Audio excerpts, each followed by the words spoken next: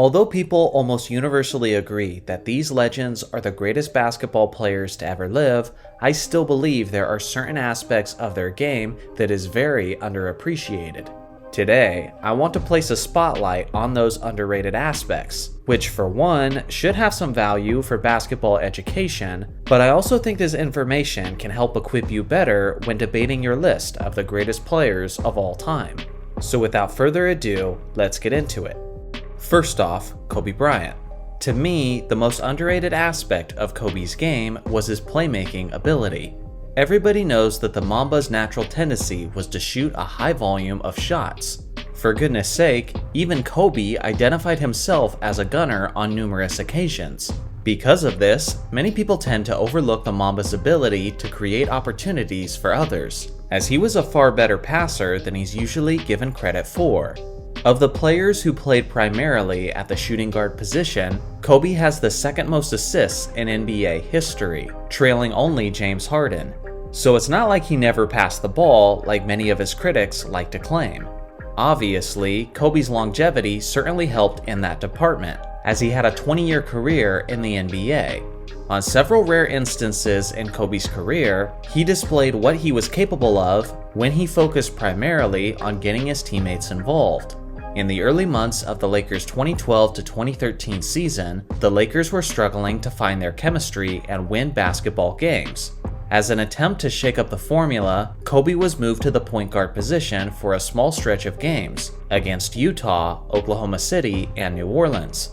In those 3 games, Kobe put up stat lines of 14 points, 14 assists, and 9 rebounds, and then 21 points, 14 assists, and 9 rebounds, and then 14 points, 11 assists, and 8 rebounds. A more selective Kobe shot 59% from the field over that stretch, and the Lakers won all 3 games. In the post-game interview, he was asked how he would do if he always focused his energy on facilitating, and Kobe basically said that he believes he'd be the best point guard in the game. You'd be correct if you said that Kobe loved shooting the ball way more than he liked passing it, but you'd be wrong if you said that Kobe wasn't a great passer in general. Now let's look at Tim Duncan. If you ask me, the most underrated thing about Tim Duncan was his explosiveness, especially early on in his career. Back in the 2000s, there was this common narrative about the San Antonio Spurs, that they were the most boring team in the NBA. Honestly, it kinda makes sense. They were a small market franchise, they had a relatively limited history up to that point, and even their team was wearing extremely muted colors.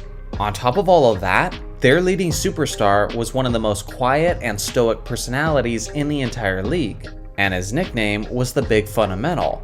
Fundamentals are not known for being flashy or highlight worthy. Instead, they're smooth, methodical, and routine. Nothing about this team screamed box office, and because of this, people have been fooled into thinking that Tim Duncan was not an explosive player in his prime, and that's just simply not the case.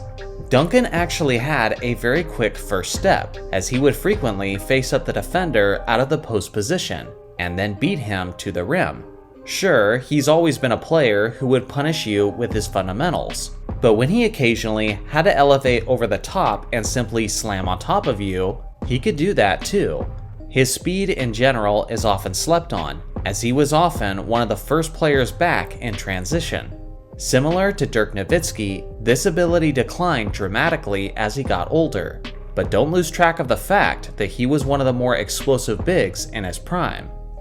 Next up is Hakeem Olajuwon. His most underrated ability was certainly his pickpocket skills. When everyone thinks of Hakeem's all-time great defense, they think of his shot blocking. And honestly, there's nothing wrong with that, as he's the NBA's all-time leader in blocked shots. But with that being said, that was only a portion of his amazing defense. Over his career, Hakeem averaged an incredibly impressive 1.7 steals over the course of his career. That is easily the highest career average by a center in NBA history. For perspective, Hakeem averaged more steals in his career than Kawhi Leonard, Paul George, and Draymond Green.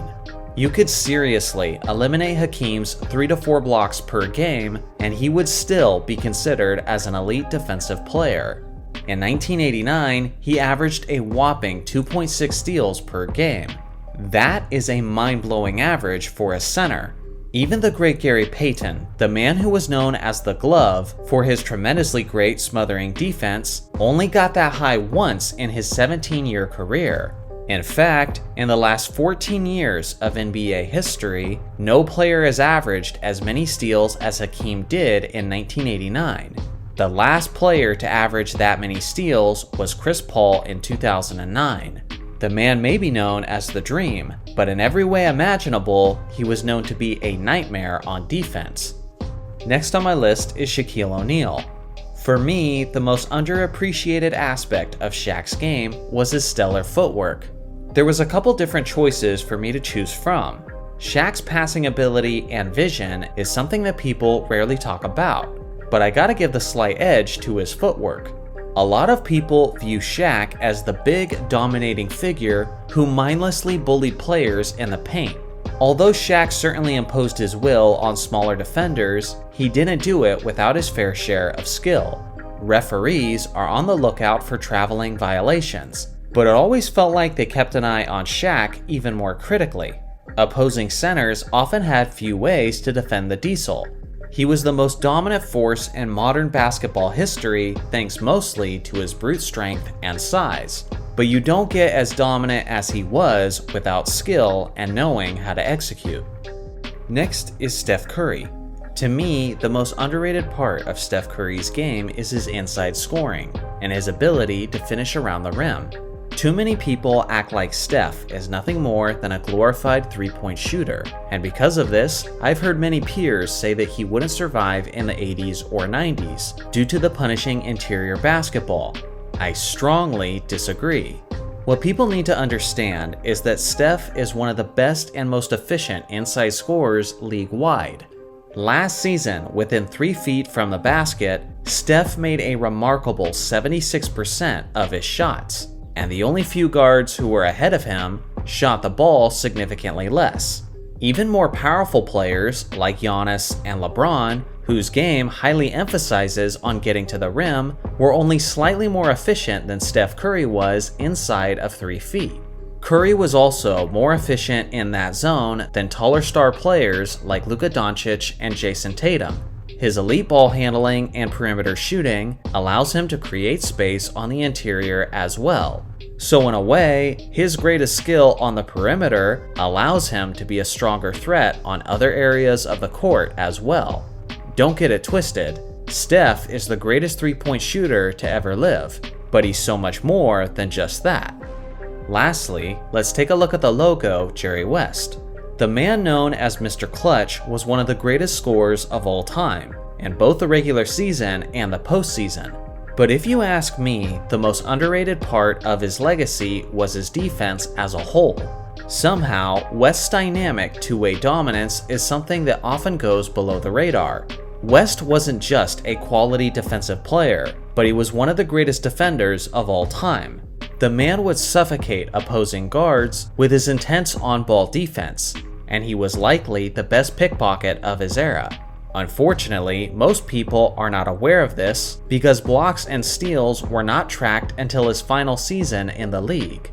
But that season, at the age of 35, he did average 2.6 steals per game, which was the second best overall league-wide. He was also a quality shot blocker for a guard, thanks to his tremendous leaping ability and his ability to read the opposing offense.